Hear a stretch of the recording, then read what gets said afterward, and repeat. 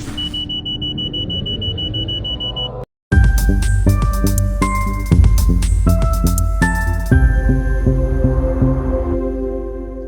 Guys, जैसे कि हम प्री पॉइंट ऑफ से जो भी क्वेश्चंस इम्पोर्टेंट हैं उन्हें हम सॉल्व कर रहे थे। हर बार जो क्वेश्चंस हमारे प्री एग्जाम में आते हैं, तो इससे पहले भी हम एक वीडियोस बना चुके हैं जिसमें 1 से 10 क्वेश्चन हम सॉल्व कर चुके हैं।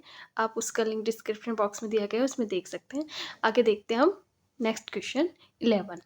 जमानते अपराध से आशय कि जमानती अपराध जो होते हैं वो कौन से होते हैं, है ना? तो इसमें ऑप्शन क्या दे रखा है हमको, जब जमानत प्राप्त करना एक अधिकार हो, ये आंसर नहीं है।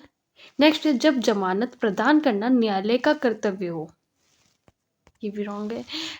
जो हमारा नेक्स्ट ऑप्शन है ये कहता है जिस अपराध को दंड प्रक्रिया संहिता की प्रथम अनुसूची में अथवा वर्तमान में लागू किसी अन्य विधि के अधीन जमानती घोषित किया गया हो।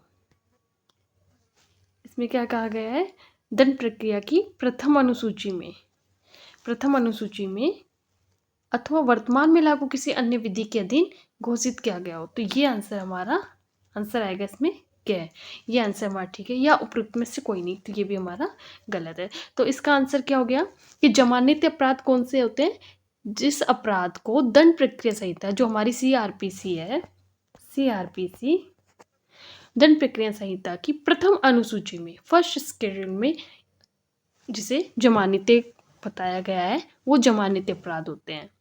ये क्वेश्चन हमारा कई बार आ चुका है। APJS 2011 में आ चुका है, बिहार APO में 2010 में आ चुका है, HJS में आ चुका है 2015 में, और इसके आने की संभावना है क्योंकि ये कई बार पूछ लिया जाता है। इजी सा क्वेश्चन है लेकिन ये हमारे सामने कई बार ये क्वेश्चन हमसे पूछ लिया जाता है। नेक्स्ट क्वेश्चन आता है हमारा 12। निम्नलिखित कथनों पर विचार कीजिए। दंड प्रक्रिया संहिता के अंतर्गत जमानती अपराध से आशय है, सेम वैसा ही क्वेश्चन है, बस थोड़ा सा अलग रूप से इसमें दिया गया है। एक अपराध, ऑप्शन फर्स्ट कहता है एक अपराध जिसे प्रथम अनुसूची में जमानती के रूप में सूचीबद्ध किया गया हो। दूसरा क्या है, एक अपराध जिसे वर्तमान में लागू किसी अन्य विधि द्वारा जमानती घोषित किया गया हो। तो ये अभी हमने ऑप्शन क्या में भी देखा था 11 में, तो वही सेम है। तो इसमें क्या आएगा, ऑप्शन 1 कहता है 1 2 3 तीनों ही सही है, नहीं तीनों सही नहीं है। 2 और 3 सही है, 2 और 3 नहीं, ये भी नहीं आएगा। या केवल 1 और 3 सही है, ये भी गलत है। तो ऑप्शन आएगा इसमें गे, केवल 1 और 2 सही है। ऑप्शन क्या आएगा, गे 1 और 2 सही है, जो 1 और 2 है, क्योंकि यही सेम बात यहाँ पे भी कही गई थी। अब देखते हैं हमारा नेक्स्ट क्वेश्चन। अब है हमारा नेक्स्ट क्वेश्चन अजमानती अपराध से आशय। अभी हम जमानती अपराध के बारे में देख रहे थे, अब आता है हमारा अजमानती अपराध से आशय है ऐसे अपराध है जिसमें आरोपी को जमानत पर रिहा न किया जा सकता हो, यानी आरोपी को जमानत पर रिहा न किया जा सकता हो, ये है जमानत नहीं। ऑप्शन से कहता है जमानत देना न्यायालय के विवेकाधिकार पर हो, किंतु इस विवेकाधिकार का उपयोग जमानत प्रदान करने के सुस्थापित सिद्धांतों के अनुसार ही किया जाना हो। हाँ, ये ऑप्शन है सही है। नेक्स्ट ऑप्शन कहता है आरोपी की जमानत पर विचार तभी किया जा सकता है जब विचारण न्यायालय में विचारण प्रारंभ हो चुका हो, ये भी गलत है। केवल उच्च न्यायालय को ही जमानत प्रदान करने का अधिकार है, नहीं, ये भी गलत है। तो इसमें क्या आएगा, ऑप्शन बी क्या है, जमानत देना न्यायालय का विवेकाधिकार पर हो, किंतु इस विवेकाधिकार का उपयोग जमानत प्रदान करने के सुस्थापित सिद्धांतों के अनुसार ही किया जाना हो। ठीक है, तो ऑप्शन आएगा इसमें ख। अब देखते हैं हमारा नेक्स्ट क्वेश्चन 14 क्वेश्चन क्या कहता है हमारा, दंड प्रक्रिया संहिता की धारा 2 ग यानी 2C में दंड प्रक्रिया की संहिता की धारा 2C निम्न में से किसे परिभाषित करती है। ये हम कई बार पढ़ा चुके हैं, सी से कॉग्निजेबल यानी संज्ञेय अपराध। तो जमानती अपराध नहीं, अजमानती अपराध ये भी नहीं, संज्ञेय अपराध हाँ, संज्ञेय अपराध यानी दंड प्रक्रिया की संहिता की जो धारा है यानी CRPC की जो 2C है वो किसे प्रेजेंट करती है, संज्ञेय अपराध को, या असंज्ञेय अपराध नहीं, ये भी गलत है। तो इसका आंसर क्या आएगा, संज्ञेय अपराध।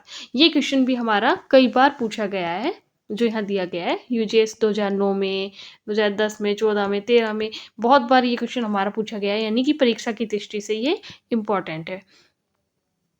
अब आता है हमारा नेक्स्ट क्वेश्चन 15, संज्ञेय अपराध से आशय। संज्ञेय अपराध कैसे होते हैं? एक गंभीर अपराध, ऑप्शन क्या है, कहता है एक गंभीर अपराध या ऐसा अपराध जिसके लिए पुलिस अधिकारी बिना वारंट के गिरफ्तार कर सकती है। ये हम कई बार बता चुके हैं, तो ये इसमें क्या आएगा, ऑप्शन है ऐसा अपराध जिसके लिए पुलिस अधिकारी, कौन कर सकता है, पुलिस अधिकारी बिना वारंट के गिरफ्तार कर सकती है।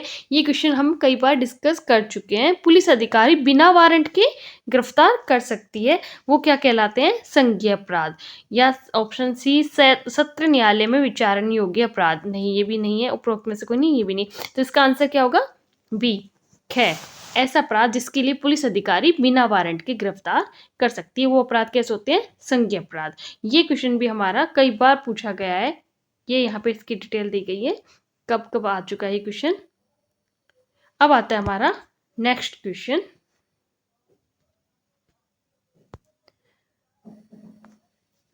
16, निम्नलिखित में से कौन सा तथ्य संज्ञेय अपराध पर लागू नहीं होता है? निम्नलिखित में से कौन सा तथ्य संज्ञेय अपराध पर लागू नहीं होता है? इसमें क्या पूछ रहा है, क्वेश्चन को ध्यान से पढ़िए, नहीं होता है, ठीक है। तो पुलिस केवल मजिस्ट्रेट के आदेश पर ही अन्वेषण कर सकती है। या नेक्स्ट है ऑप्शन, पुलिस के साथ प्राथमिकी दर्ज की जा सकती है। 2 वर्ष से कम के लिए दंडनीय अपराध या 3 वर्ष से अधिक के लिए दंडनीय अपराध। तो इसमें आएगा ऑप्शन 1 क्या है, निम्नलिखित में से कौन सा तथ्य संज्ञेय अपराध पर लागू नहीं होता। ये संज्ञेय अपराध पर लागू नहीं होता है कि पुलिस केवल मजिस्ट्रेट के आदेश पर अन्वेषण कर सकती है, ये इस पे लागू नहीं होता है। बाकी ये सारे होते हैं कि पुलिस के साथ प्राथमिकी दर्ज की जा सकती है, एफआईआर, 2 वर्ष से कम के लिए दंडनीय अपराध हो सकता है, 3 वर्ष से अधिक के लिए दंडनीय अपराध हो सकता है। तो इसमें आएगा ऑप्शन क्या है, ये क्वेश्चन हमारा 2008 सीजीएस में पूछा गया था। नेक्स्ट क्वेश्चन आता है हमारा 17 क्या कहता है हमारा, संज्ञेय अपराध के मामले में पुलिस को अधिकार होगा। संज्ञेय अपराध के मामले में पुलिस को अधिकार होगा, अभी हम ये क्वेश्चन डिस्कस कर चुके हैं पहले भी, वारंट के बिना गिरफ्तार को छोड़कर अन्वेषण करने का। नहीं, ये भी गलत। मजिस्ट्रेट से अनुमति प्राप्त करने के बाद ही अन्वेषण करने तथा वारंट के बिना गिरफ्तार करने का। नहीं, तो क्या होगा, इसका आंसर होगा ग, बिना वारंट गिरफ्तार करने सहित अन्वेषण करने का। ये आंसर सही है। नेक्स्ट ऑप्शन कहता है, अन्वेषण के न्याय क्षेत्र अथवा अपराध पर विचारण में सक्षम मजिस्ट्रेट को सूचित करने के बाद ही अन्वेषण करने तथा वारंट के बिना गिरफ्तार करने का। ये ऑप्शन भी गलत है, तो इसमें क्या आएगा, ऑप्शन ग, बिना वारंट गिरफ्तार करने सहित अन्वेषण करने का। ठीक है, आंसर होगा सी। क्या पूछ रहा था, संज्ञेय अपराध के मामले पुलिस को अधिकार होगा, तो बिना वारंट गिरफ्तार करने सहित अन्वेषण करने का यह अधिकार पुलिस को होगा। ये क्वेश्चन भी हमारा कई बार पूछा गया है, परीक्षा की दृष्टि से बहुत ही इंपॉर्टेंट क्वेश्चन है, इस बार भी ये जरूर आ सकता है। MPCJ 2006 में आ चुका है, और ये कहाँ आ चुका है, ये सारा यहाँ पे डिटेल दी गई है। अब देखते हैं हमारा नेक्स्ट क्वेश्चन। हमारा नेक्स्ट क्वेश्चन क्या कहता है, 18, धारा 2 ग के अंतर्गत परिवाद की जा सकती है, यानी CRPC की जो 2D है, जैसे अभी हमने ट्रिक बताई थी, डी से डरीवाद यानी परिवाद, तो धारा 2 ग के अंतर्गत परिवाद की जा सकती है।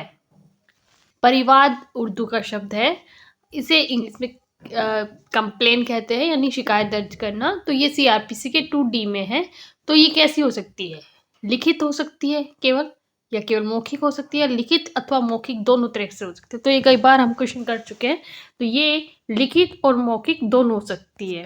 ठीक है, लिखित भी हो सकती है, मौखिक भी हो सकती है, लेकिन लिखित अथवा मौखिक ये दोनों तरह से होती है। तो आंसर होगा इसका ग। ठीक है, लिखित और मौखिक। ये क्वेश्चन भी हमारा कई बार पूछा गया है।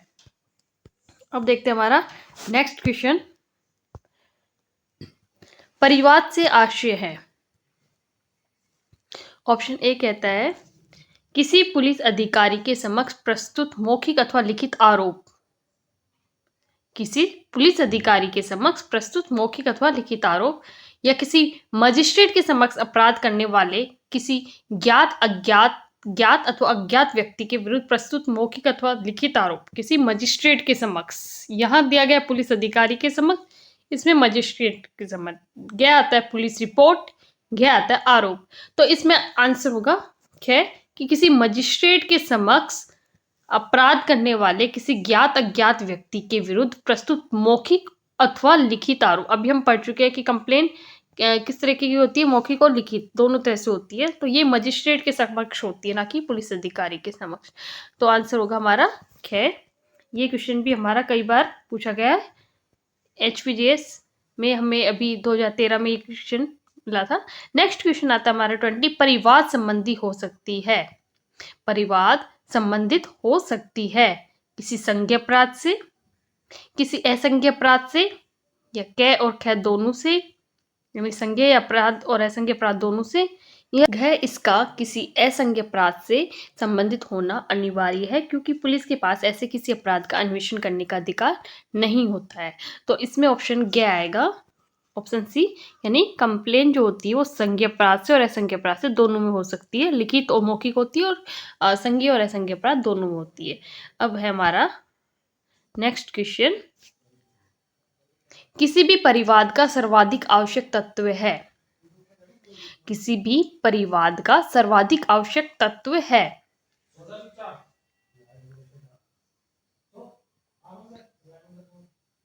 किसी भी परिवाद का सर्वाधिक आवश्यक तत्व है।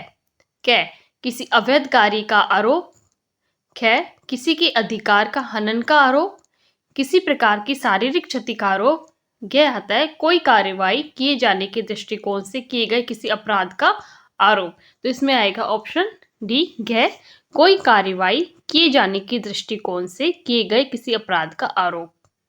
ये होता है इसका सर्वाधिक आवश्यक तत्व। ठीक है, नेक्स्ट हमारा क्वेश्चन आता है, निम्नलिखित में से किसे दंड प्रक्रिया संहिता 1973 की धारा 2 के अधीन परिवाद की परिभाषा से विशिष्ट तौर पर अपवर्जित किया गया है। विरोध प्रदर्शन याचिका, संयुक्त परिवाद, गह कहता है पुलिस रिपोर्ट, गह कहता है उपरोक्त में से कोई नहीं। तो इसका आंसर होगा पुलिस रिपोर्ट, यानी निम्नलिखित में से किसी दंड प्रक्रिया संहिता CRPC 1973 की धारा जो 2D है परिवाद के अधीन परिभाषा से विशिष्ट तौर पर अपवर्जित किया गया है। पुलिस रिपोर्ट को अपवर्जित किया गया है। ठीक है, कि जो परिवाद होती है, कंप्लेन होती है, वो पुलिस रिपोर्ट से अलग होती है। तो ये क्वेश्चन भी हमारा पहले आ चुका है। नेक्स्ट क्वेश्चन देखते हैं हमारा 23, निम्नलिखित में से कौन सा कथन दंड प्रक्रिया संहिता की धारा 2 के अधीन परिवाद की परिभाषा में नहीं शामिल होता है। ऑप्शन 1 कहता है परिवाद एक मौखिक अथवा लिखित आरोप है। ये भी सही है। इसमें पूछा है क्वेश्चन, ध्यान से पढ़े, नहीं होता है ना, नहीं के बारे में। तो ऑप्शन 1 कहता है परिवाद एक मौखिक अथवा लिखित आरोप है। ठीक है, ये सही है। इसे सिर्फ मजिस्ट्रेट के सम्मुख से ही प्रस्तुत किया जा सकता है। ये भी ठीक है। कह भी ठीक है, कह भी। नेक्स्ट हमारा परिवाद का संबंध किसी ज्ञात या अज्ञात व्यक्ति से हो सकता है जिसने अपराध कारित किया हो। ये भी सही है। अन्वेषण के उपरांत प्रस्तुत पुलिस रिपोर्ट जो किसी संज्ञेय अपराध को सूचित करती हो, नहीं, ये गलत है। तो इसमें आंसर क्या आएगा, घ। ये क्वेश्चन हमारा पहले पूछा जा चुका है और अब भी आने की पूरी संभावना है। निम्नलिखित में से कौन सा कथन दंड प्रक्रिया से, ये तो ये नहीं वाले क्वेश्चन पे थोड़ा सा ध्यान दे कि क्वेश्चन में क्या पूछ रहा है। नेक्स्ट आता है हमारा दंड प्रक्रिया संहिता एक परिवाद जांच उपरांत मजिस्ट्रेट द्वारा ये अवधारित करते हुए कि अभियुक्त की पहचान परिवाद में स्पष्ट नहीं है, खारिज कर दिया जाता है। मजिस्ट्रेट द्वारा पारित आदेश सही है, क्योंकि यह अज्ञापक है कि परिवाद में अभियुक्त की पहचान का खुलासा किया जाए। सेकंड ऑप्शन कहता है सही है, क्योंकि भले ही चाहे जांच और में अभियुक्त की पहचान का खुलासा हो जाए, किंतु परिवाद में अभियुक्त की पहचान लिखना जरूरी है। ऑप्शन सी कहता है गलत है, क्योंकि यह अज्ञापक नहीं है कि परिवाद में अभियुक्त का पहचान का खुलासा किया जाए। ऑप्शन डी कहता है गलत है, क्योंकि सही तरीका ये होता है कि परिवाद को नामंजूर किया जाना चाहिए। तो इसमें आएगा ऑप्शन सी, ये गलत है। ये जो स्टेटमेंट है गलत है, क्योंकि यह अज्ञापक नहीं है कि परिवाद में अभियुक्त का पहचान का खुलासा किया जाए। ये क्वेश्चन भी हमारा कई बार पूछा जा चुका है। अब देखते हैं हमारा नेक्स्ट क्वेश्चन। ऐसे किसी मामले में जो अन्वेषण के पश्चात किसी असंज्ञ अपराध का किया जाना प्रकट करता है, पुलिस द्वारा की गई रिपोर्ट समझी जाएगी। यानी ऐसे किसी मामले में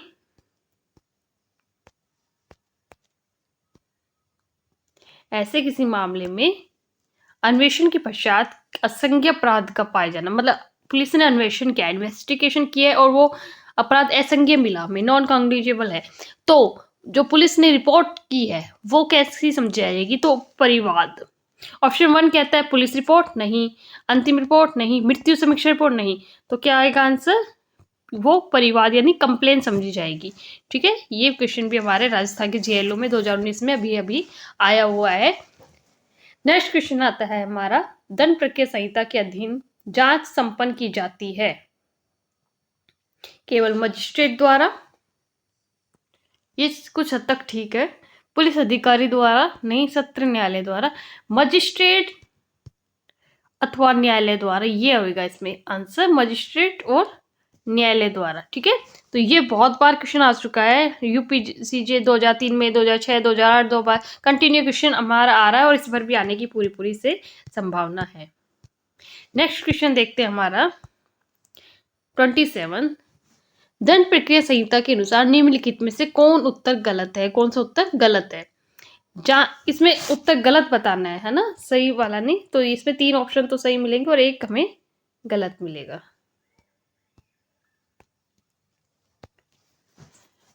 पहला है, जांच न्यायालय द्वारा की जाती है, जांच आरोप विरचित होने के बाद संपन्न की जाती है, जांच आरोप विरचित होने के पूर्व संपन्न की जाती है, जांच मजिस्ट्रेट द्वारा संपन्न की जाती है। जांच के बारे में इसमें जांच न्यायालय द्वारा की जाती है, ये सही है। जांच आरोप विरचित होने के बाद संपन्न की जाती है, नहीं। जांच आरोप विरचित होने के पूर्व संपन्न की जाती है, सही है। जांच मजिस्ट्रेट द्वारा संपन्न की जाती है, ये भी सही है। तो इसमें आंसर क्या आएगा? है जांच आरोप विरचित होने के बाद संपन्न की जाती है, ये गलत है। ठीक है, ये भी हमारा कई बार क्वेश्चन पूछा गया है। नेक्स्ट हमारा आता है, निम्नलिखित में से कौन से कथन सही है? इसमें सही कथन के बारे में बताना है। जांच से आशय ऐसी प्रत्येक जांच से है जिसमें किसी मजिस्ट्रेट अथवा न्यायालय द्वारा दंड प्रक्रिया संहिता के अधीन किया गया विचारण भी शामिल है, ये गलत है। ऑप्शन 1 गलत है। जांच से आशय ऐसी प्रत्येक जांच से है जिसमें किसी मजिस्ट्रेट अथवा न्यायालय द्वारा दंड प्रक्रिया संहिता के अधीन किया गया विचारण भी शामिल हो। ऑप्शन 6 कहता है जांच से आशय किसी मजिस्ट्रेट अथवा न्यायालय द्वारा दंड प्रक्रिया संहिता के अधीन संपन्न विचारण के अलावा प्रत्येक जांच, ये अभी हम कई बार पढ़ चुके हैं, 3 बार ये क्वेश्चन हमारा अभी पूछा गया है। मजिस्ट्रेट अथवा न्यायालय द्वारा जो जांच होती है, जांच से आशय किसी मजिस्ट्रेट अथवा न्यायालय द्वारा दंड प्रक्रिया संहिता के अधीन संपन्न विचारण के अलावा प्रत्येक जांच है, तो ये आंसर हमारा सही है। आंसर क्या कहता है? जांच में एक मजिस्ट्रेट अथवा दंड प्रक्रिया संहिता के अंतर्गत साक्ष्य के संग्रह हेतु, ये भी गलत है। उपरोक्त सभी, ये भी गलत है। तो आंसर होगा इसका ख। आंसर क्या होगा इसका? ख। नेक्स्ट आता है हमारा, नेक्स्ट क्वेश्चन क्या कहता है देखते हैं। दंड प्रक्रिया संहिता की धारा 2J किस शब्द को परिभाषित करती है? ऑप्शन 1 कहता है अन्वेषण, ऑप्शन बी है आरोप, ऑप्शन सी है जांच, ऑप्शन डी है अपराध। ये क्वेश्चन भी हमारा कई बार पूछा जा चुका है। तो ऑप्शन क्या आएगा इसमें? अन्वेषण, यानी जो 2J है, J किस शब्द को परिभाषित करता है? अन्वेषण को, इन्वेस्टिगेशन को। नेक्स्ट आता है हमारा, दंड प्रक्रिया संहिता के अधीन अन्वेषण संपन्न किया जाता है। दंड प्रक्रिया संहिता के अधीन अन्वेषण संपन्न किया जाता है केवल पुलिस द्वारा, पुलिस तथा न्यायालय दोनों के द्वारा, ये भी गलत। केवल न्यायालय द्वारा, ये गलत। सत्र न्यायालय या उच्च न्यायालय की विवेकाधिकार के अधीन पुलिस द्वारा, ये भी गलत है। तो इसमें आंसर क्या आएगा? क्या? केवल पुलिस द्वारा, यानी दंड प्रक्रिया संहिता के अधीन जो अन्वेषण होता है वो केवल पुलिस द्वारा किया जाता है। ये हमारा बिहार, डीएसपी आगे वाले में 2010 ओपारा में कई बार ये क्वेश्चन हमसे पूछा गया है। ओके गाइस, आज के लिए इतना ही। आगे के क्वेश्चंस हम नेक्स्ट वीडियो में करेंगे। Thank you.